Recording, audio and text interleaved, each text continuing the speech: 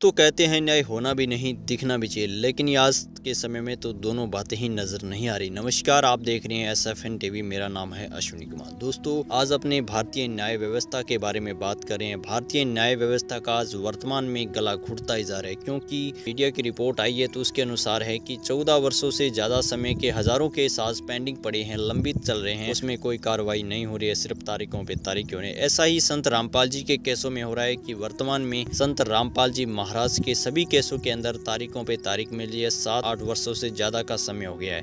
न वकील सही ढंग से कार्रवाई करवा रहे हैं और न जज कार्रवाई कर रहे हैं। ऐसा क्यों, आखिर आप सब जानते हैं।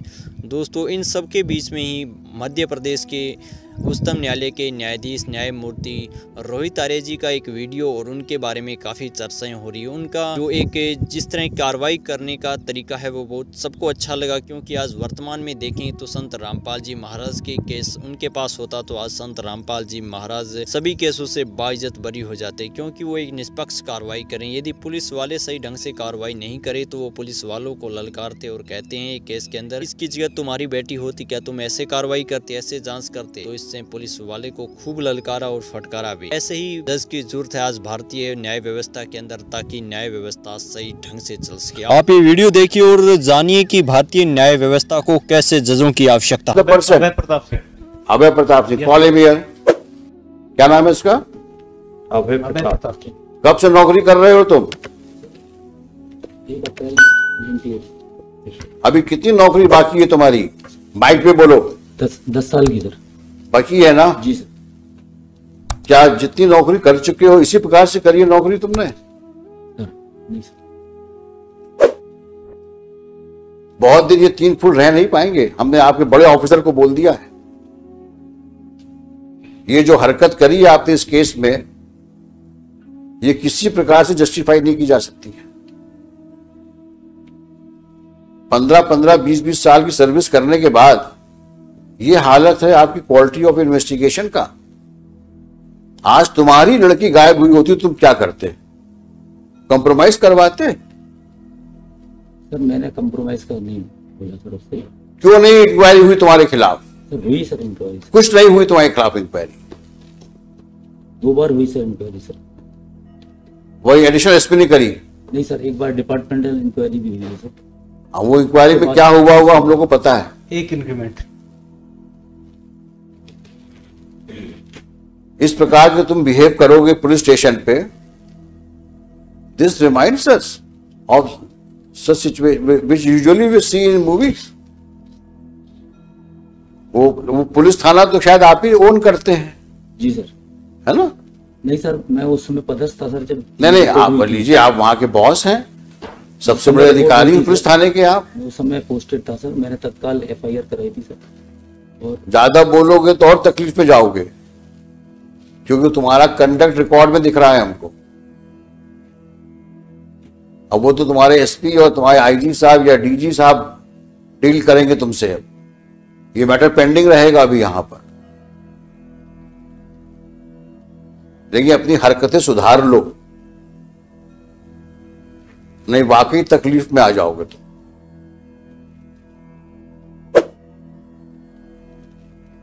अगर हमने दोबारा सुना कि तुमने इस तरह की हरकतें करी हैं तो शायद हम ही तुमको यहां से ऐसा ऑब्जर्वेशन दे देंगे कि पुलिस फोर्स को तुमको नौकरी शायद निकालना पड़ जाए। क्योंकि अगर एक पुलिस ऑफिसर कल्प्रिट के साथ बैठ करके और विक्टिम के फादर के साथ डील नेगोशिएट करने का एलिगेशन ही आ रहा है, अगर यही बहुत ज्यादा है। 5-5 बार तुम जीतेंद्र को बुला के थाने में बैठाते हो और उसके बाद बोलते हो कि ताला लगा मिला हमको।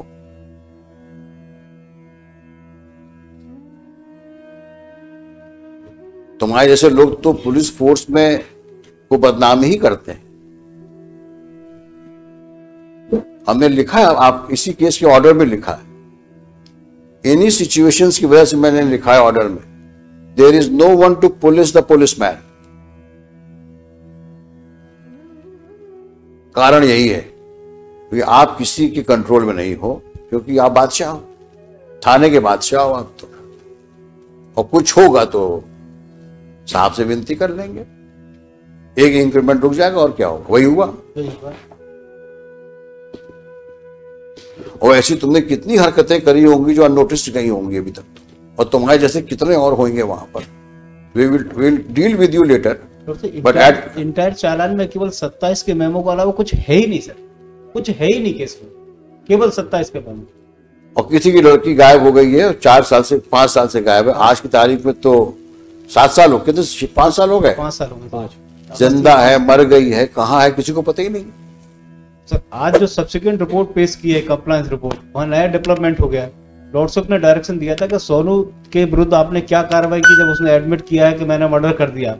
रिपोर्ट ये आई है कि वो इनोसेंट है, उसके विरुद्ध हम कार्रवाई नहीं कर सकते क्योंकि वो गलत फंसाए गए। अब सर रिपोर्ट इनने पेश किया, मैंने थोड़ी पेश किया सर। ये रिपोर्ट कहाँ है? जो इन्होंने आज कंप्लायंस रिपोर्ट पेश की है सर, देखें दिखाइए वो कहाँ है।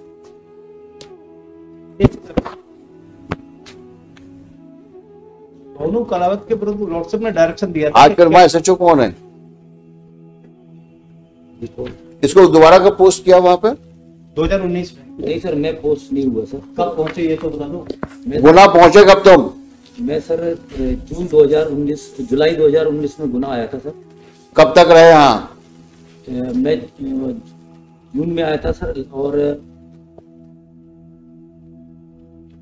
लगभग मैं सर 8 महीने रहा सर। मुझे 2 महीने में सर ट्रैफिक में रहा, बाकी सर मैं इसमें पुलिस लाइन। तुमसे जितना पूछा जाए उतना जवाब दो। जी सर। अभी तो डांट खा के हो, पीछे बैठाया था तुमको मैंने। ज्यादा सफाई दोगे तो और प्रॉब्लम फंस जाओगे। तुम्हें गुना भेजा कब गया? 2019 में। 19 में। अब शांत हो जाओ। हाँ अब बताओ तुम क्या, इन्होंने क्या क्या किया उसमें? नहीं सर, मैं शराब सर जो कंप्लायंस रिपोर्ट पेश की थी इन्होंने 2019, उस रिपोर्ट में लॉर्ड से एक स्टेटमेंट था सोनू कलावत का 2000 ये पेश किया 6/3/2020 को। दिखाना भाई। हाँ इसने कहा है कि मैं ले गया था, मैंने रैप किया, इसके बाद मर्डर करके मैंने तालाब में फेंक दिया। सोनू ने कहा है रेप किया, मर्डर किया और तालाब में फेंक दिया। ये स्टेटमेंट रिकॉर्ड किसने किया है? Mister Raghuvanshi sir. Who was SHO on 18/11/19?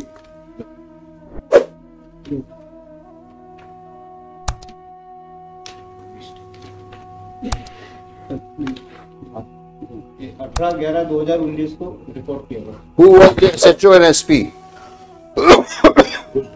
SIT के हेड बघेल साहब से थे। कौन है बघेल?